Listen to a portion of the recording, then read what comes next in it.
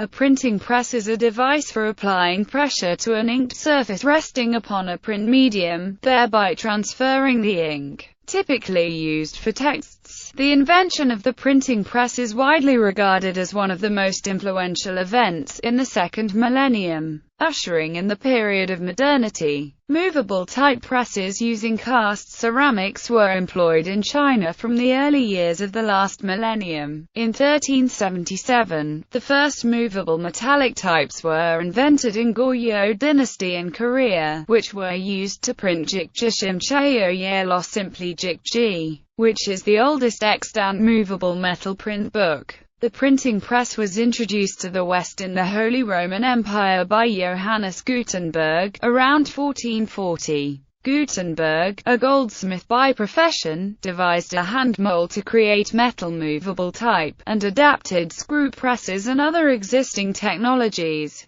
to create a printing system. The mechanization of bookmaking led to the first mass production of books in Europe. A single Renaissance printing press could produce 3,600 pages per workday, compared to about 2,000 by typographic block printing prevalent in East Asia, and a few by hand copying. Books of best-selling authors like Luther or Erasmus were sold by the hundreds of thousands in their lifetime. Within several decades, the printing press spread to over 200 cities in a dozen European countries. By 1500, printing presses in operation throughout Western Europe had produced more than 20 million volumes. In the 16th century, with presses spreading further afield, their output rose to an estimated 150 to 200 million copies. The operation of a printing press became synonymous with the enterprise of printing, and lent its name to a new branch of media, the press. In 1620, the English philosopher Francis Bacon wrote of printing as one of three inventions that had changed the world. In the 19th century,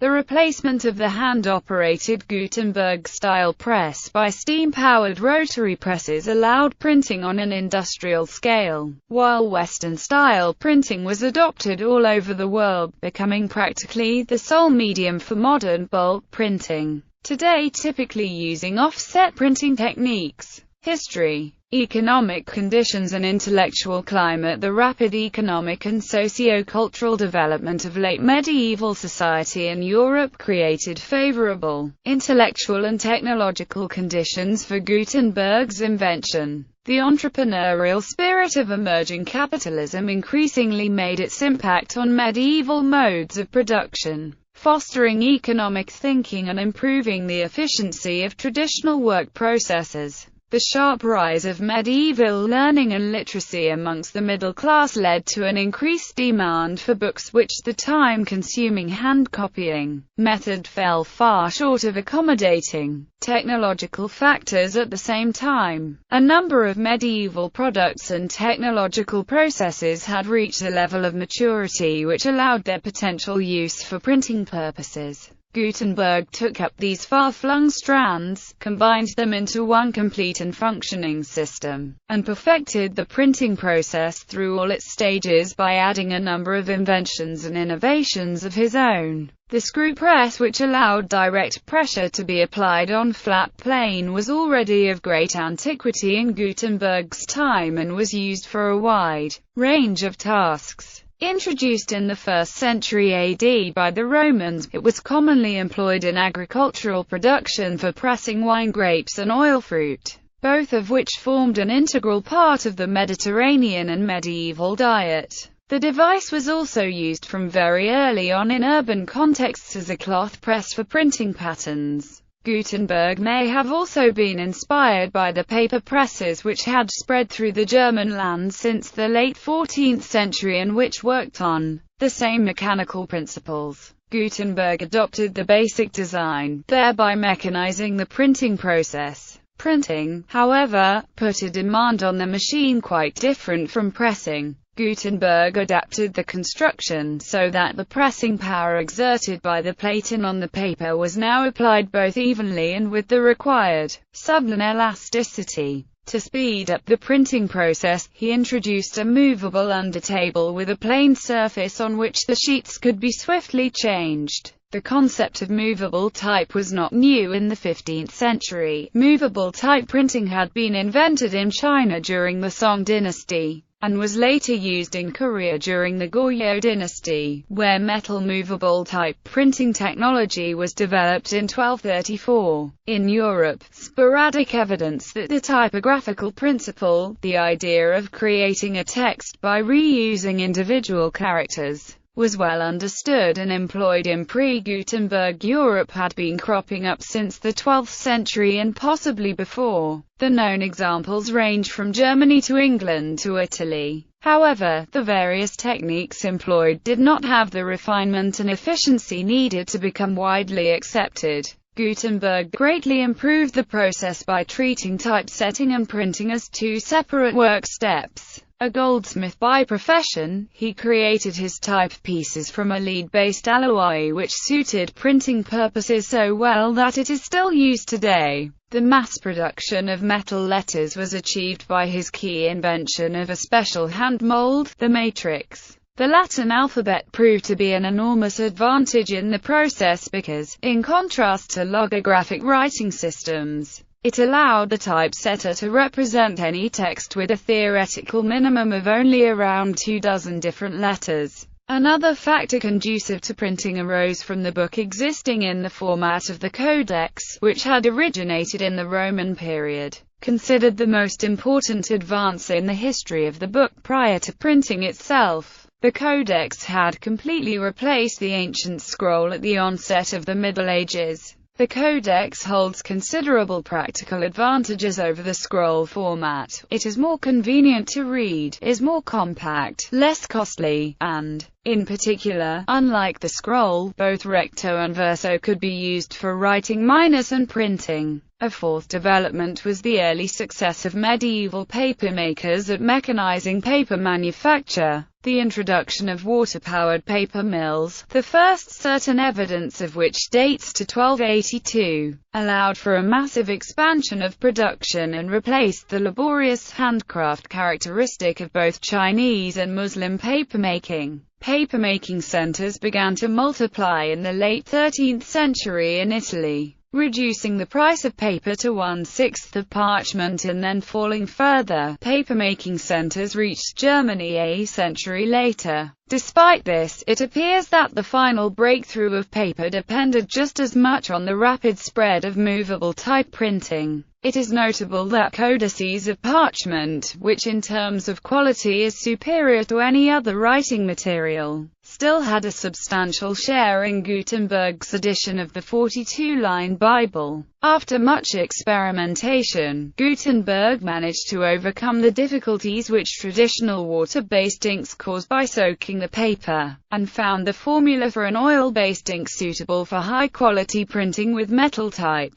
Function and approach. A printing press, in its classical form, is a standing mechanism, ranging from 5 to 7 feet long, 3 feet wide, and 7 feet tall. Type, or small metal letters that have a raised letter on each end, is arranged into pages and placed in a frame to make a form, which itself is placed onto a flat stone bed, or coffin. The text is inked using 2 pads mounted on handles. These pads were stuffed with sheep's wool and were inked. This ink was then applied to the text evenly. One damp piece of paper was then taken from a heap of paper and placed on the timpan. The paper was damp as this lets the type bite into the paper better. Small pins hold the paper in place. The paper is now held between a frisket and timpan. These are folded down, so that the paper lies on the surface of the inked type. The bed is rolled under the platen, using a windlass mechanism. A small rotating handle is used called the rounce to do this, and the impression is made with a screw that transmits pressure through the platen. To turn the screw, the long handle attached to it is turned. This is known as the bar or devil's tail. Then the screw is reversed, the windlass turned again to move the bed back to its original position, the timpan and frisket raised and opened, and the printed sheet removed. Such presses were always worked by hand. After around 1800, iron presses were developed, some of which could be operated by steam power. Gutenberg's press,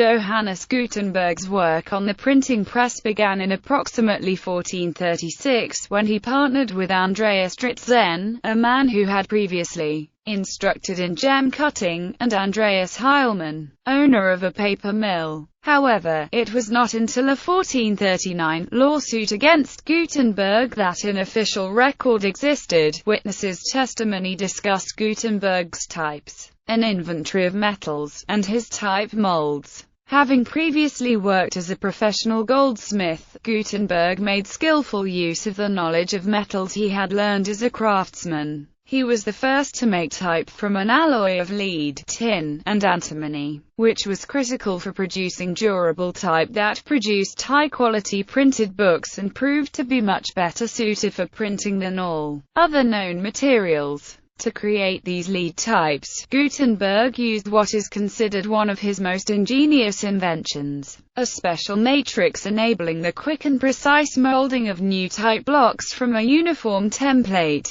His type case is estimated to have contained around 290 separate letter boxes, most of which were required for special characters, ligatures, punctuation marks, and so forth. Gutenberg is also credited with the introduction of an oil-based ink which was more durable than the previously used water-based inks. As printing material he used both paper and vellum. In the Gutenberg Bible, Gutenberg made a trial of colored printing for a few of the page headings, present only in some copies. A later work, the Mainz Psalter of 1453, presumably designed by Gutenberg but published under the imprint of his successors Johann Fust and Peter Schoeffer, had elaborate red and blue printed initials. The new era in print ushered in by the Internet is a distant mirror to Gutenberg's work, which similarly revolutionized the printing process. The printing revolution. The printing revolution occurred when the spread of the printing press facilitated the wide circulation of information and ideas, acting as an agent of change through the societies that it reached. Mass production and spread of printed books. Europe, before the introduction of printing, was a manuscript culture, where scribes would hand copy a few pages a day.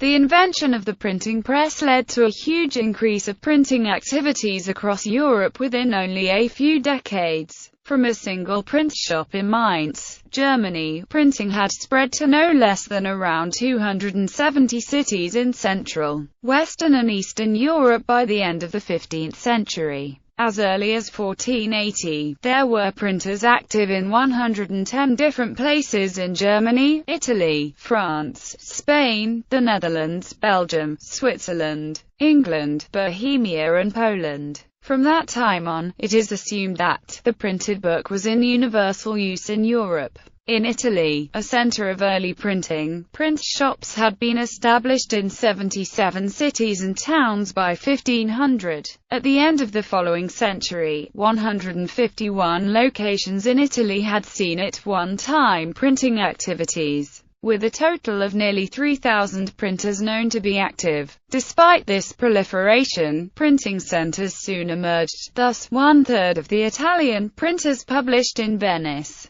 By 1500, the printing presses in operation throughout Western Europe had already produced more than 20 million copies. In the following century, their output rose tenfold to an estimated 150 to 200 million copies. European printing presses of around 1600 were capable of producing 3,600 impressions per workday. By comparison, typographic block printing, prevalent in Asia, which did not use presses and was done by manually rubbing the back of the paper to the page, produced about 2,000 pages a day. The vast printing capacities meant that individual authors could now become bestsellers. Of Erasmus's work, at least 750,000 copies were sold during his lifetime alone. In the early days of the Reformation, the revolutionary potential of bulk printing took princes and papacy by surprise. In the period from 1518 to 1524, the publication of books in Germany alone increased sevenfold, between 1518 and 1520. Luther's tracts were distributed in 300,000 printed copies.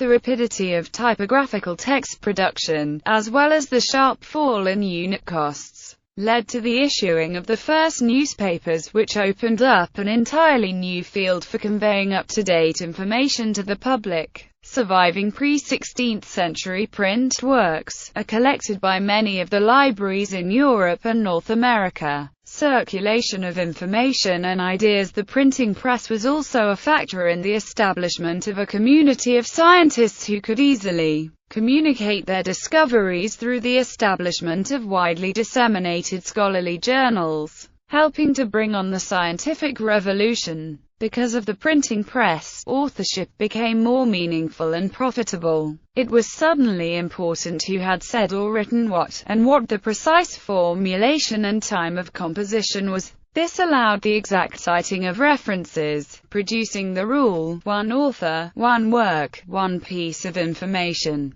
Before, the author was less important, since a copy of Aristotle made in Paris would not be exactly identical to one made in Bologna. For many works prior to the printing press, the name of the author has been entirely lost, because the printing process ensured that the same information fell on the same pages. Page numbering, tables of contents, and indices became common, though they previously had not been unknown. The process of reading also changed, gradually moving over several centuries from oral readings to silent, private reading. The wider availability of printed materials also led to a dramatic rise in the adult literacy rate throughout Europe. The printing press was an important step towards the democratization of knowledge. Within 50 or 60 years of the invention of the printing press, the entire classical canon had been reprinted and widely promulgated throughout Europe.